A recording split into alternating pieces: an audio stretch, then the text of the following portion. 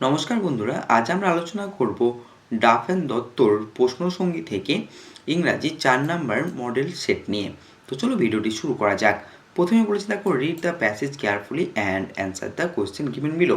অর্থাৎ এখানে দেওয়া প্যাসেজটি ভালো করে পড়তে হবে এবং তারপর নিচে দেওয়া প্রশ্ন উত্তরগুলি করতে হবে। তো চলো প্রথমে আমরা প্যাসেজটি একটু ভালো করে পড়ে নিই।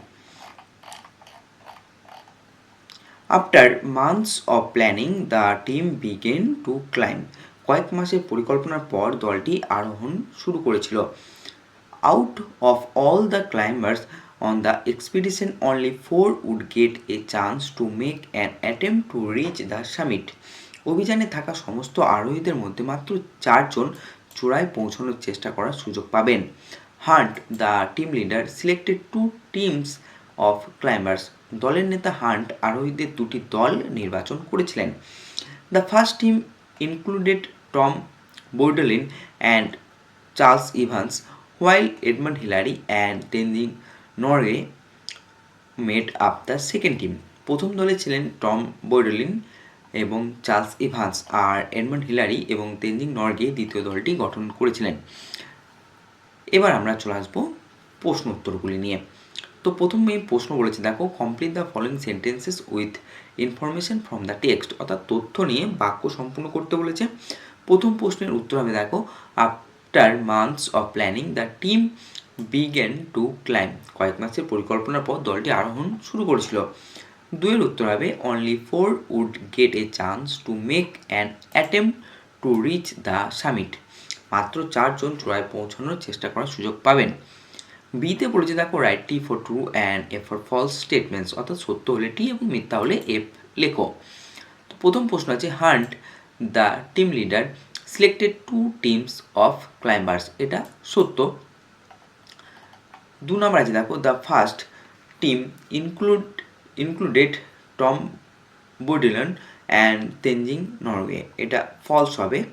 তার কারণ হচ্ছে প্রথম দলে টম বোর্ডেলিন ও তেনজিং নরওয়ে ছিলেন, এটা মিথ্যা। তার কারণ প্রথম দলে ছিলেন টম বোর্ডেলিন ও চার্লস ইভান্স। হ্যাঁ, নেক্সট প্রশ্ন, the second team included Tenzing Norgay and Charles Evans, এটাও ফলস হবে। দ্বিতীয় দলে তেনজিং নরওয়ে এবং চার্লস ইভান্স ছিলেন, এটিও মিথ্যা।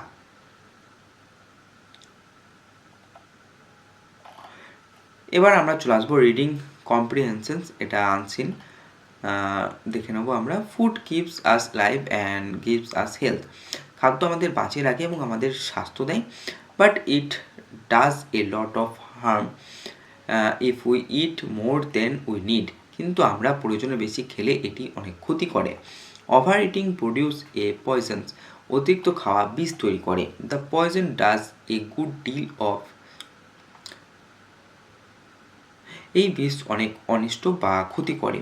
Those who do physical labour require more food than other, যারা শারীরিক পরিশ্রম করেন তাদের অন্যদের চেয়ে বেশি খাবারের প্রয়োজন হয়। Their appetite is very great, তাদের ক্ষুধা অনেক বেশি। People who do only mental work need to take a large quantity of food, যারা শুধু মানসিক কাজ করেন তাদের বেশি পরিমাণ খাওয়ার প্রয়োজন নেই। In warm countries, less food is required than in cold countries. শীতপ্রধান দেশের তুলনায় উষ্ণ দেশে কম খাবারের প্রয়োজন হয়। In hot weather, we eat less than in cold weather. ঠান্ডা আবহাওয়ার তুলনায় গরম আবহাওয়ায় আমরা কম খাই। এখন আমরা নিচের প্রশ্নগুলির উত্তর করব। এখানে বলেছি দেখো, answer the following questions.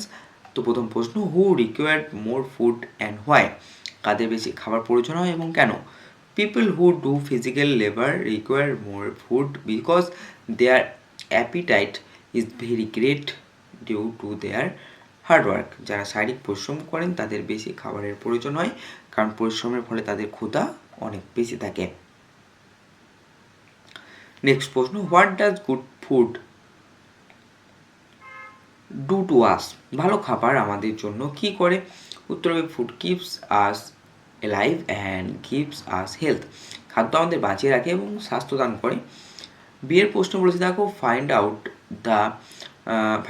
The word from the passage above that means the following, সমার্থক শব্দ খুঁজে লিখতে বলেছে। তো হাঙ্গার থেকে হবে অ্যাপিটাইট মানে ক্ষুধা। এখন আমরা চলে আসবো গ্রামার অ্যান্ড ভোকাবুলারি সেকশনে। এখানে দেখো প্রথমে বলেছে রাইট দ্য ফেমিনাইন জেন্ডার, অর্থাৎ স্ত্রীলিঙ্গ লিখতে বলেছে। তো হর্স থেকে হয়ে যাবে মেয়ের, টাইগার থেকে হয়ে যাবে টাইগ্রেস, পিকক থেকে হয়ে যাবে পিহেন। বিতে বলেছে change the singular number into plural number, এক বচন থেকে বহু বচনে রূপান্তরিত করতে বলেছে। মস্কুইটো থেকে হয়ে যাবে মস্কুইটোস, বাটারফ্লাই থেকে হয়ে যাবে বাটারফ্লাইস। এখন আমরা চলে আসবো রাইটিং স্কিল।